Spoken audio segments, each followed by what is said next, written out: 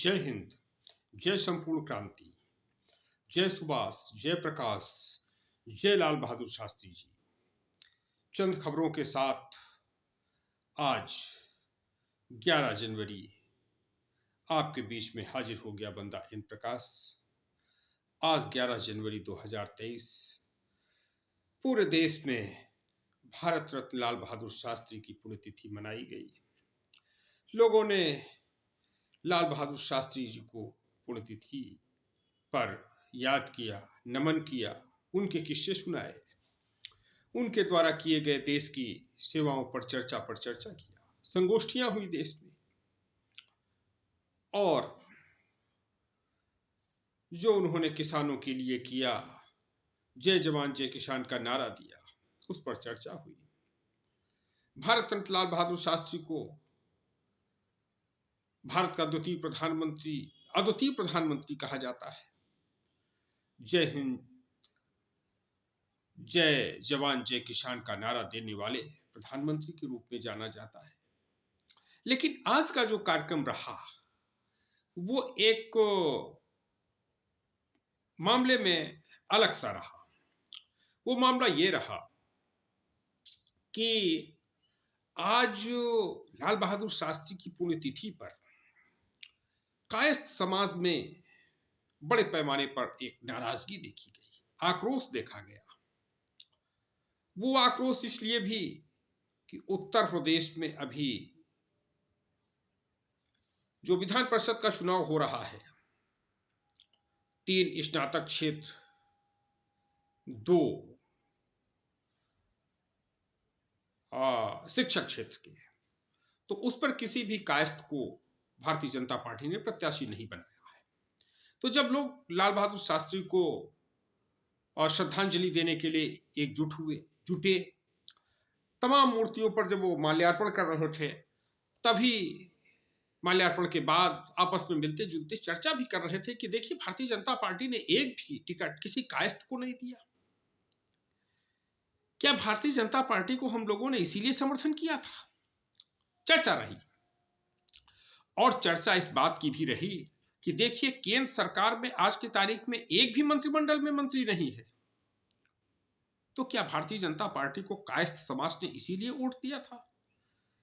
आमतौर से ऐसा होता है कि जब कहीं पर लोग जुटते हैं, कहीं किसी प्रोग्राम में जुटते हैं, आपस में मिलते जुलते हैं, कोई जीना मरना हो जाता है, कोई मुंडन छेदन, किसी भी प्रकार का शादी होता है, ब्याह होता है, तिलक होता है, कोई भी कार्यक्रम होता है, कथा भागवत जो भी होता है, तो उसमें लोग इन जहां घर परिवार की बात करते हैं, नात रिश्तेदारी की बात करते हैं, वही जो सामाजिक, आर्थिक, राजनीतिक घटनाक्रम उस समय चल रहा होता है, उस पर भी बातचीत करते हैं। तो उस पर लोगों ने बातचीत किया, और तमाम लोग ये संकल्प लेते नजर आए कि हमको माननीय किरण सिन्हा जी को, जनता दल आई की राष्ट्रीय अध्यक्ष माननीय किरण सिन्हा जी को प्रधानमंत्री बनाना है।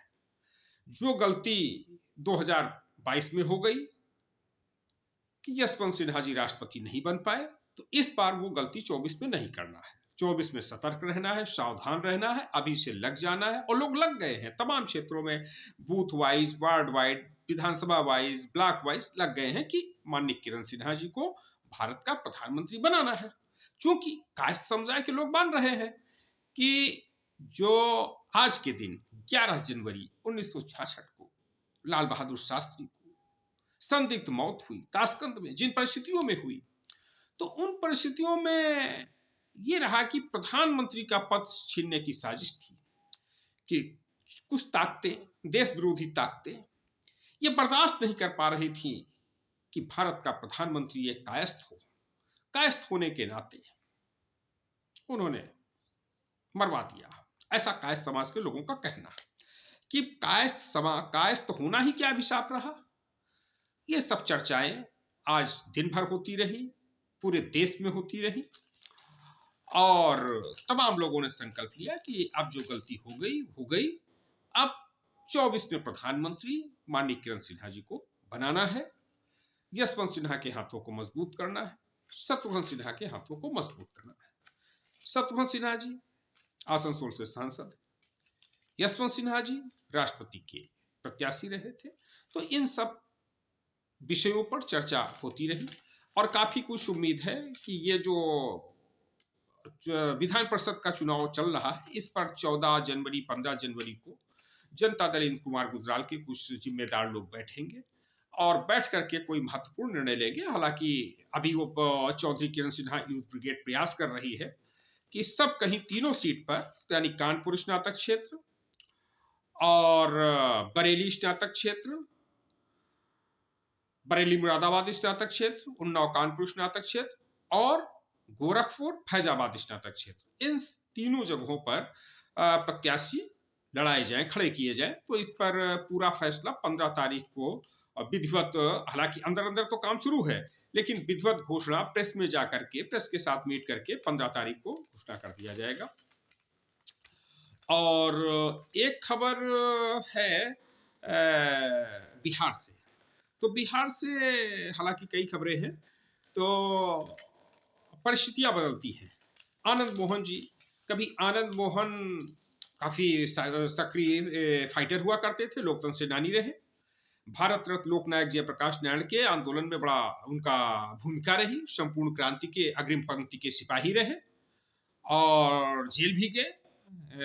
मिशा का जो मूवमेंट हुआ आपातकाल के विरोध में, जब गिरफ्तारियां हुई तो वो भी गए, बढ़ चढ़ करके हिस्सा लिया और छात्र जीवन के वो छात्रों का नेतृत्व किया, छात्र युवा संघर्ष वाहिनी का नेतृत्व किया और जब 89 में फिर जनता दल की ओर से भी उनका बड़ा योगदान रहा, सांसद वो भी बने, उनकी पत्नी लवली आनंद वो भी सांसद बनी और अब बेटा उनका चैतन्य आनंद भी विधायक है।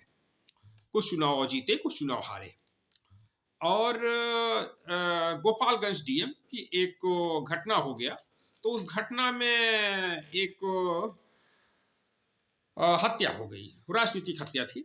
तो राजनीतिक व्यक्ति की हत्या हो गई, तो उस हत्या को लेकर के, डेड बॉडी को लेकर के लोग निकल रहे थे, तो उस समय भीड़ लग गई, सब भीड़ लग गई। तो उसी समय उनका काफिला फंस गया। जी कृष्णैया जो डीएम थे गोपालगंज के, तो जब फंस गया तो पब्लिक में इतना गुस्सा था कि पब्लिक ने उसको पीट पीट के मार दिया। उसके बाद फिर केस हुआ, लालू यादव जी बिहार के मुख्यमंत्री थे, तो उन पर, आनंद मोहन पर केस लगा दिया गया और कई लोगों पे लगाया गया। तो आनंद मोहन जेल चले गए और जेल में फिर वो ऐसी स्थिति बनी कि जितनी उनको सजा मिली उससे ज्यादा सजा उन्होंने भुगत लिया। लेकिन अब सरकारें और कानून व्यवस्था, बहुत से लोग ऐसे मिल जाएंगे कि 10 साल 5 साल हो गया, जमानत हो गई, उनकी बेल मंजूर हो गई, बेल मंजूर होने के बावजूद भी वो उनकी रिहाई नहीं हो पा रही है। तो इस प्रकार से भारत की जेलों में लगभग हर प्रांत में ऐसे हजारों केस मिल जाएंगे, लाखों की तादाद में केस मिल जाएंगे। तो उनका भी ऐसा ही प्रकरण है, जबकि इतने साधन संपन्न और प्रभावशाली होते हुए भी। लेकिन अब एक उनके परिवार के लिए खुशी की बात है, आनंद मोहन के समर्थकों के लिए खुशी की बात है कि ये 26 जनवरी 2023 को वो रिहा हो जाएंगे और उनके बेटे चैतन्य आनंद, उनके बारे में चर्चा चल रही है बिहार के जो सियासी हलके हैं उसमें कि चैतन्य आनंद मंत्री बन सकते हैं। अगर नीतीश कुमार जी का मंत्रिमंडल विस्तार हुआ तो उसमें चैतन्य आनंद भी मंत्री बन सकते हैं। और उसके पीछे माना जा रहा है कि जो सुधाकर सिंह इस समय राष्ट्रीय जनता दल के विधायक गठबंधन से नाराज है, नीतीश जी से नाराज है और नीतीश के खिलाफ वो बोल रहे हैं, उनके बारे में चर्चा ये भी है कि सुधाकर सिंह जी जनता दल आई में आएंगे, जनता दल इंद्र कुमार गुजराल के साथ आएंगे और माननीय किरण सिन्हा जी के नेतृत्व में बिहार में काम करेंगे। और काफी कुछ चर्चा ये इस बात की भी है कि जनता दल आई के द्वारा वो बिहार से मुख्यमंत्री का चेहरा बनाए जा सकते हैं। क्योंकि जो स्थिति है कि एक तरफ जो कि जो तेजस्वी यादव को, जिस तरीके से कि भावी मुख्यमंत्री तेजस्वी यादव होंगे, डिप्टी सीएम तेजस्वी यादव है आज की तारीख में। और वहां पर चर्चा इस बात की कि जैसे महाराष्ट्र है, तो महाराष्ट्र में डिसीजन तो भारतीय जनता पार्टी ले रही है, लेकिन भारतीय जनता पार्टी का जो व्यक्ति है वह व्यक्ति डिप्टी सीएम है और जो बाहरी व्यक्ति है वह मुख्यमंत्री है, एकनाथ शिंदे। तो लेकिन एकनाथ शिंदे जब राजनीतिक फैसले लेना होता है, प्रशासनिक फैसले लेना होता है, आर्थिक फैसले लेना होता है, तो उसमें एकनाथ शिंदे की नहीं चलती है, वहां पर फिर भारतीय जनता पार्टी की चलती है, डिप्टी सीएम की चलती है। ठीक वही स्थिति बिहार में भी हो गई है कि बिहार में भी जहां पर निर्णय लेने की स्थिति आ जाती है कि राजनीतिक फैसला लेना है, आर्थिक फैसला लेना है, अधिकारियों की नियुक्ति करना है, कोई भी काम करना है, तो उसमें भारी तेजस्वी यादव है डिप्टी सीएम रहते हुए। और खबर यहाँ तक है कि जो गांव में तमाम लोग थे, जब सरकार बन गई राजद जदयू की, तो जो तेजस्वी यादव के लोग थे, राजद समर्थक कार्यकर्ता थे, तो उनमें वही पुराना वाला जुनून आ गया, वही पुराना वाला बल आ गया। कानून व्यवस्था की धज्जियां उड़ाना शुरू कर दिया उन्होंने, और वो अपनी स्टाइल में, जैसा उनका था कि कानून व्यवस्था अपने हाथ में ले लिए। थाने पे अब कब्जे, ब्लॉकों पे कब्जे, हर जगह, यानी जो हम कह रहे हैं, माने जो राष्ट्रीय जनता दल का कार्यकर्ता, माने कार्यकर्ता एक जाति विशेष का कार्यकर्ता, खास तौर से जो कहेगा वही मानना होगा, इस प्रकार के तमाम केसेज आ रहे हैं। और खाद के लिए किल्लत है ही वहां पर, और भी तमाम कानून व्यवस्था को किल्लत किल्लत जो नीतीश जी यात्रा कर रहे हैं उसमें भी तमाम बातों की जानकारी हो रही है, और तमाम बातों की जानकारी नहीं देने दी जा रही है। विद्यार्थी निकलते हैं, उनको रोक दिया जाता है। प्रदर्शनकारी रोक तो चाहते हैं कि हम नीतीश जी के पास जाकर के, अपने मुख्यमंत्री के पास जाकर के अपनी बात बताएं, लेकिन वहां तक पहुंच नहीं पाते हैं, रोक दिए जाते हैं।